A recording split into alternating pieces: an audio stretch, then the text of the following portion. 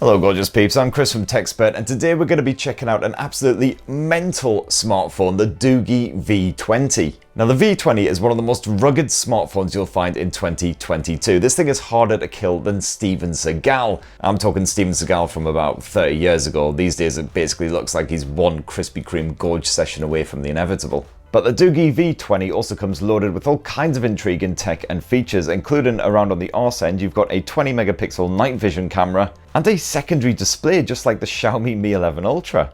So far, so absolutely mental. The Doogee V20 will cost you 499 quid here in the UK. You can snap it on the likes of Amazon. I'm going to whip it on out the box, take you on a full-on tour of that crazy hardware and software. And for more on the latest and greatest tech, please do subscribe and ding that notifications bell. Cheers. So first up, what do you get packed inside of this rather sizable box? Well, of course, naturally you've got one Doogee V20 phone. You've got one 33-watt fast charge adapter. It's a bit of a brick, certainly in terms of the size of it, but it is quite lightweight. You've got yourself a Type-C to Type-C USB cable, a USB Type-C to Type-A adapter so you can connect to your old phone and copy stuff across. You've got your very own Doogee stick. Not gonna lie, I'm not 100% sure what this is for. I think it may be a tool to prise open the various flaps, potentially, like the SIM card tray. It saves you having to use your fingernails to yank them out, which is definitely good if you happen to bite your fingers to bits. You've got a user manual, which I would say for this one is probably actually going to be useful. And you also get a screen protector bundled in there, so you can slap that on for a bit of extra protection, as if the Doogee V20 would really need it, including some wipes to de-skankify that display first. And alright, there's all the great stuff you get bundled in that box. Alright, so first thing you'll probably notice about the Doogee V20 is the fact that it is an absolute friggin' brick. Weighs just shy of 300 grams. As you can see, it's about twice as thick as most of the regular smartphones. I do like how you've got a handy little explainer around back of exactly what all the various bits of this phone are, because there are a lot of bits. Extra buttons, of course you've got the rear display, which we'll be diving on into in a bit.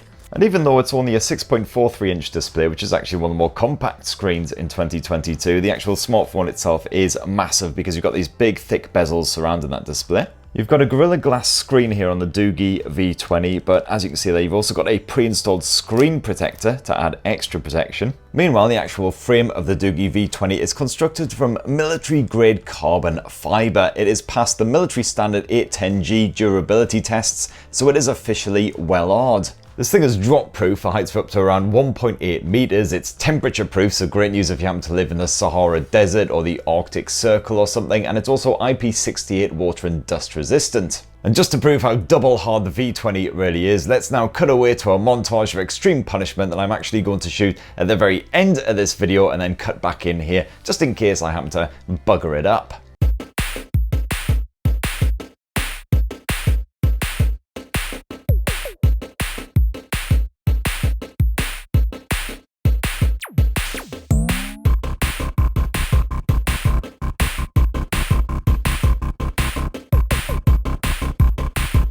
Seems like the Doogee V20 is no match for small children. So there you go, hopefully it survived all of that. As for the many buttons and all the rest of it, well, you've got an edge-mounted fingerprint sensor / power button over here on the right edge of the Doogee V20, and touch wood, the fingerprint sensor seems reasonably responsive and doesn't seem to be giving me any jip.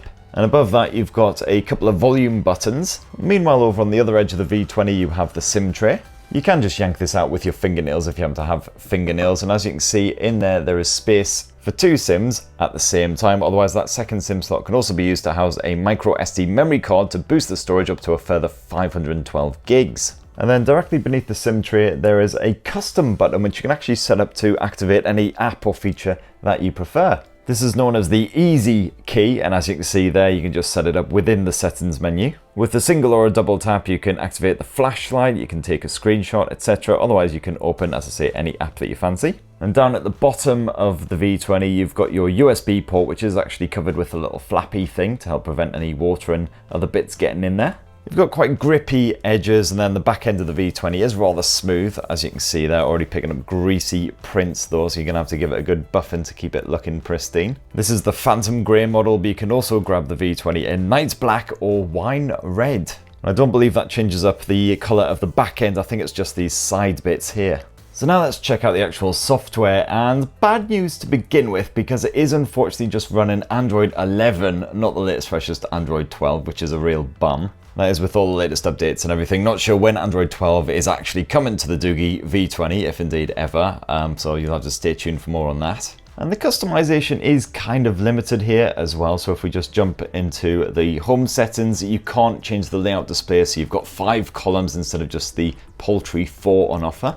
But thankfully I was at least able to add an apps tray, which is always very much appreciated. And as you can see, you've got a variety of other modes, including an easy launcher. Could be handy in a variety of circumstances. For instance, if you're an elderly user or you just happen to have poor eyesight, you struggle to see what the individual icons are with the normal Android desktops. You've also got lots of extra bonus bits chucked away in the settings as well. So we already talked about the easy key, for instance. You also have a lot of gesture support and other bits, including a single hand mode. This seems pretty easy to activate. Just swipe along the bottom of the display, and as you can see there, everything shrinks down, so it's a bit easier to fiddle with. You've also got a host of bonus apps chucked on here, including Children's Space. It's pretty handy if you want to palm off your smartphone onto your wee bundle of joy just to keep the precious little treasures quiet for 5 seconds. You've got the Game Space app, more on that when we touch on performance. Got a sound recorder on there as well, and of course the outdoor toolbox, a Doogee standard. This is pretty handy if you're not completely allergic to DIY like I am. You've got stuff to help you hang paintings, for instance. You've got the flashlight feature, you've got the protractor, the noise test, which just measures the decibel level in your area. Just clues you in if you might want to potentially get some earmuffs on the go. You've also got NFC support for a bit of Google Pay action, and as for the storage, pretty generous on that front. 256 gigs of space stuffed on the side of the V20, and as I mentioned before, that is expandable via microSD. As for that display, it's a 6.43-inch AMOLED panel, so you got most of the benefits you would get with an AMOLED screen, include nice wide viewing angles, and it seems to be reasonably bright on the top levels. Certainly bright enough to keep the clarity fine when you're outdoors, even if it is a sunny day. The brightness doesn't scale down very far though, is the only thing. And it's certainly not one of the better AMOLED displays that I've tested out at this sort of price point. In fact, the likes of the OnePlus Nord, the Google Pixel phones, all around the sort of £350 to £400 mark, generally have better quality visuals. Contrast levels aren't quite as strong, the detail levels aren't as fine either. It is a Full HD Plus panel here on the V20, but it almost looks 720p in comparison to some of its OLED rivals. Those visuals are just a little bit grainy. You do have various display settings you can play around with, including a night light to filter blue light in the evenings, just make things a bit easier on the eye. You can also play around with the color output as well to make things a bit more vivid.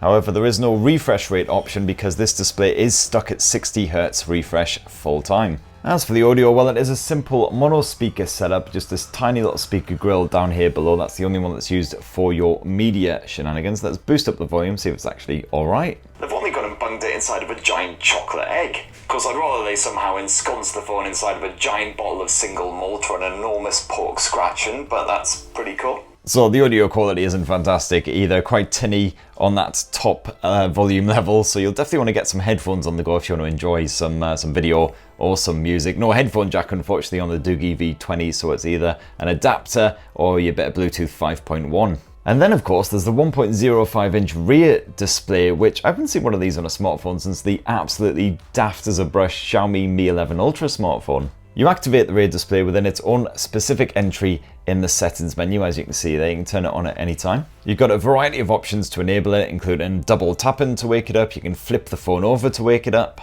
And you can also change up exactly what is displayed on it. So you've got a small variety of always on displays, very small indeed, and you can't really customize them much beyond just selecting them. You can receive notification alerts on that mini display as well, quite handy if you have your phone face down on the desk or whatever. You can also be alerted whenever somebody is calling you, and you can either accept or reject the call right there on that mini panel. And also at any point you can flip up on the display and activate the media controls. So if you're playing a podcast or music, whatever, you can just quickly pause it, resume it, and you can also skip a track like so. But of course, there's not enough space on there for any actual track information or anything like that. Alright, so let's shift on to performance, and the Doogee V20 is running the MediaTek Dimensity 700 chipset, so absolutely perfect for everyday running. As you can see there, respectable benchmarking scores. I haven't had any issues just with the general UI, loading up apps and so on. And certainly helped by the fact you've got 8 gigs of your DDR4 RAM stuffed in here as well. And as you can see here, we've got the Game Space app as well, so Doogee is clearly hoping that people will do a good bit of gaming on the V20. This gives you access to a variety of performance settings before you even load up your games. You make sure it's configured just the way you want. Slightly confusing because a lot of them sound very similar, like game acceleration, performance optimization, and performance enhancement. You would expect would all basically do the same sort of thing. There's also a quick access slide out menu for when you're in game and you want to record the action or just block all notifications. Got a small variety of tools you can play around with there. As for the actual game and performance, well, absolutely no issues there, as long as you keep it light with a bit of PUBG or Call of Duty Mobile, something that isn't going to absolutely crush your smartphone. The V20 does actually boast its own dedicated cooling system. I certainly noticed no issues with overheating when playing lots of Call of Duty Mobile. The screen responsiveness was absolutely fine as well, and yeah, basically my only handicap when playing Call of Duty was myself. And another benefit of the Dimensity 700 chipset is the fact you've got full 5G support across both SIMs there. As for the battery life, well, it's a 6,000 mAh battery crammed inside of that rather chunky chassis, and that battery drain seems to be minimal at best. Even when playing a bit of Call of Duty Mobile, streaming video on Disney Plus, it barely moved an inch, so certainly you should be able to get at least 2 full days of use out of this thing, no worries, unless you're absolutely hammering it. Probably closer to 3 days, to be honest. And when you do finally manage to drain this hefty bugger, the good news is you've got 33 watt wired charging support on there, so not super nippy, but not disgraceful by any means. That's pretty much a match for most Samsung flagships and the like. And you also have 15 watt wireless charging support as well, so if you happen to have a Qi standard wireless charging pad, you can just slap this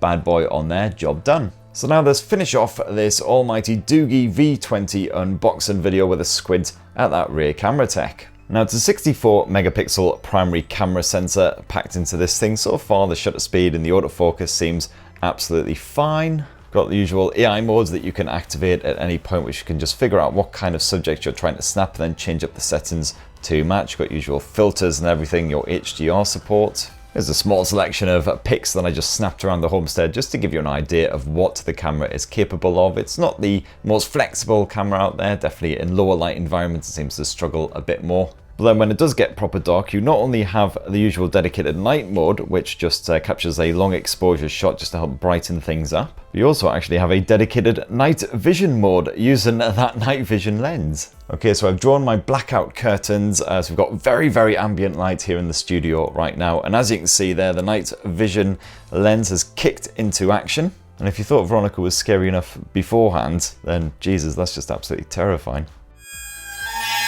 Certainly seems to do the job well, although as you can see there, occasionally darkens and then brightens up again, sort of fluxing between the two states. But very handy if you do find yourself stumbling around in the dark trying to work out what exactly is going on. And you've got all the other usual modes to play around with, including a portrait mode. You've got full-on pro manual mode if you want to mess around with the ISO levels, the white balance, etc. And if you want to shoot home movies, you can actually capture footage at up to 2K resolution, so one step up from full HD. And again, here's just another sample to give you an idea of the sort of the visual quality, and the audio quality seems fine as well. And as well as that 64 meg primary camera sensor and the 20 meg night vision sensor, you've also got an 8 megapixel wide angle camera, 130 degree offering there. Pretty basic stuff, but it's there if you need a more pulled back view. And then last up around front is a 16 megapixel selfie shooter, which again seems absolutely fine, fit for purpose if you just want to get some simple shareable shots. And using that front facing 16 megapixel selfie snapper, you can capture full HD footage. And as you see, the audio quality again, absolutely fine here on the V20, so it should be fine for your Skype and shenanigans, all of that. And there you have it. That in a nutshell is the fresh new Doogee V20 rugged flagship smartphone. Absolutely bonkers in every way. It'd be great to hear what you think down in the comments below. Please do poke, subscribe and ding that notifications bell for more on the latest and greatest and weirdest randomest tech, and have yourselves a bloody lovely rest of the week. Cheers everyone. Love you.